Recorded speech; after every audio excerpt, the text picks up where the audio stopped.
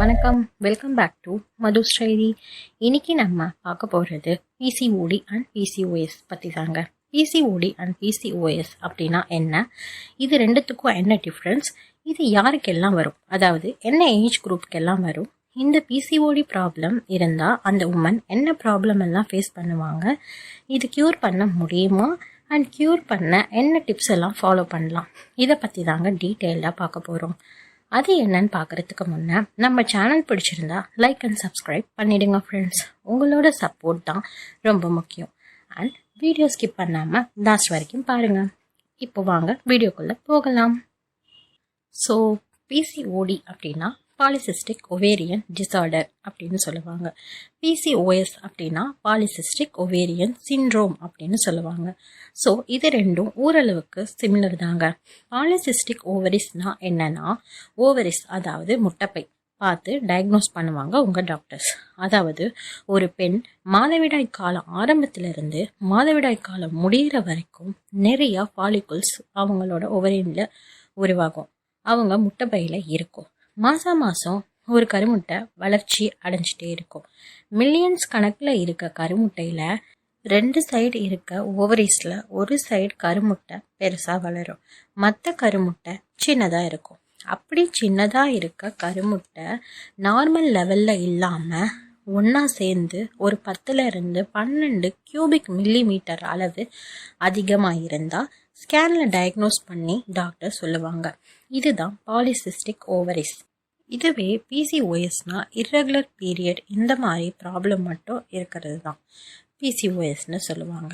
Polycystic ovaries கூடவே, அதாவது ஓவரிஸில் இருக்க முட்டை நார்மல் இல்லாமல் உங்கள் ஸ்கேனில் டாக்டர் பாலிசிஸ்டிக் ஓவரிஸ் அப்படின்னு சொல்லியிருப்பாங்கள்ல, அதோட இர்ரெகுலர் பீரியட், ஓவர் வெயிட், ஃபேஸில் ஹேர் வர்றது, ஹேர் ஃபால் ஆகிறது, ஹார்மோனல் இம்பேலன்ஸ், பிம்பிள்ஸ் வர்றது, இந்த மாதிரி சிம்டம்ஸ் எல்லாம் இருந்தால் இது பிசிஓடி, அதாவது பாலிசிஸ்டிக் ஓவரியன் டிசார்டர் அப்படின்னு சொல்லுவோம்.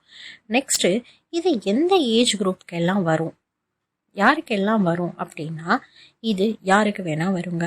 டீனேஜில் வரலாம், 25+ வரலாம், 35+ அவங்களுக்கும் வரலாம், யாருக்கு வேணால் வரும். ஸோ பிசிஓடி இருக்குன்னா பயப்படாதீங்க. கிளினிக்கலாக அது எப்படி க்யூர் பண்ணலாம் அப்படின்னு பாருங்கள். இப்போது எவ்வளவோ ட்ரீட்மெண்ட்ஸ் வந்துடுச்சு. இப்போது இர்ரெகுலர் பீரியட் இருந்தால், அதாவது ஒரு 2 to 3 months கூட பீரியட் வராமல் இருக்கும், இதெல்லாம் சரி பண்ணிடலாம். நார்மலாக ஒரு பொண்ணுக்கு 1 yearல் ஒரு 11 to 12 times ஆகுது பீரியட் வரணும், இதுதாங்க நார்மல். இல்லைனா அட்லீஸ்ட் ஒரு 7 to 8 times ஆச்சு வரணும். அப்படியும் வரலன்னா பிசிஓடி கொஞ்சம் அதிகமாக அஃபெக்ட் ஆகிருக்கு அப்படின்னு அர்த்தம். ஸோ இதுக்கான சில ட்ரீட்மெண்ட் எல்லாமே இருக்குது.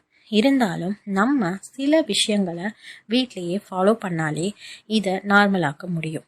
உங்கள் பிசிஓடி கண்டிப்பாக கண்ட்ரோலில் வந்துடும். என்ன டிப்ஸ் எல்லாம் ஃபாலோ பண்ணால் இந்த பிசிஓடியை கண்ட்ரோல் பண்ணலாம் அப்படின்னா, ஃபஸ்ட்டு டயட். நல்லா வெஜிடபிள்ஸ், ஃப்ரூட்ஸு, கீரை இதெல்லாம் சாப்பிடுங்க. எதையுமே நல்லா வேக வச்சு சாப்பிடுங்க, ஹாஃப் குக்கில் சாப்பிடாதீங்க. செகண்டு, ஜங்க் ஃபுட்டு அவாய்ட் பண்ணுங்க. மெயினாக மிட் நைட்டில் சாப்பிட்றது, அது இன்னும் ஓவர் வெயிட்டுக்கு காரணமாக இருக்கும். தேர்டு, மார்னிங் டிஃபன் இல்லை லஞ்சு, டின்னர் இதெல்லாமே கரெக்டாக ஒரு டைமில் மெயின்டைன் பண்ணுங்கள். கரெக்டான டைமுக்கு சாப்பிடுங்க, ஸ்கிப் பண்ணாமல் சாப்பிடுங்க. டின்னர் மேக்ஸிமம் ஒரு 7:30க்குள்ளே சாப்பிட்ற மாதிரி பார்த்துக்கோங்க. ஃபோர்த் பாயிண்ட் என்னென்னா, ஒரு 3 to 4 liters தண்ணி குடிங்க. இது நார்மலாகவே உங்கள் ஹெல்த்துக்கு ரொம்ப ரொம்ப நல்லது. ஃபிஃப்த் பாயிண்ட்டு, மைல்டாக எக்ஸசைஸ் ஏதாவது பண்ணுங்க. இது வெயிட் கெயின் இருக்கிறவங்களுக்கு கொஞ்சம் யூஸ்ஃபுல்லாக இருக்கும். நார்மலாக பிசிஓடி ப்ராப்ளம் இருக்கிறவங்களுக்குமே இது ரொம்ப யூஸ்ஃபுல்லாக இருக்கும். சிக்ஸ்த்து பாயிண்ட்டு ரொம்ப முக்கியமானது, தூக்கம் தாங்க. தூக்கம் கம்பல்சரி ஒரு 8 hours ஆச்சு இருக்கணும். 8 hours கண்டிப்பாக தூங்குங்க. ஸோ இதெல்லாம் கரெக்டாக ஃபாலோ பண்ணாலே நம்ம பிசிஓடியை கண்ட்ரோலுக்கு கொண்டு வரலாம், மெடிசன் இல்லாமையே. இது பிஃபோர் மேரேஜே சரி பண்ணிட்டீங்கன்னா ப்ரெக்னென்சி டைமில் மேஜராக ப்ராப்ளம் வரலாமல் தடுக்க முடியும். ரெகுலர் லைஃப் ஸ்டைலுக்கு இதெல்லாம் கரெக்டாக ஃபாலோ பண்ணிங்கனாலே உங்களுக்கு வேறு எந்த ப்ராப்ளமுமே வராது. இதெல்லாம் கரெக்டாக மெயின்டைன் பண்ணுங்கள். பிசிஓடி நம்ம கண்ட்ரோல் பண்ண முடியாது, பட் அதனால் வர சைடு எஃபெக்டை நம்ம கண்டிப்பாக கண்ட்ரோல் பண்ணலாம்.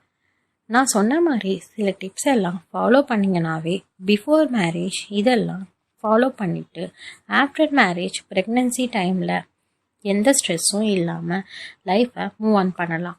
ஸோ அவ்வளோதான் ஃப்ரெண்ட்ஸ், இந்த வீடியோ உங்கள் எல்லாருக்கும் ரொம்ப யூஸ்ஃபுல்லாக இருந்திருக்கும்னு நம்புகிறேன். அண்ட் நம்ம சேனலில் நிறைய pregnancy related videos shorts upload பண்ணியிருக்கேன். அது எல்லாமே கண்டிப்பாக செக் அவுட் பண்ணி பாருங்கள் ஃப்ரெண்ட்ஸ். அப்படியே நம்ம சேனலுக்கு லைக் அண்ட் சப்ஸ்கிரைப் பண்ணிவிடுங்க. தேங்க்ஸ் ஃபார் வாட்சிங்.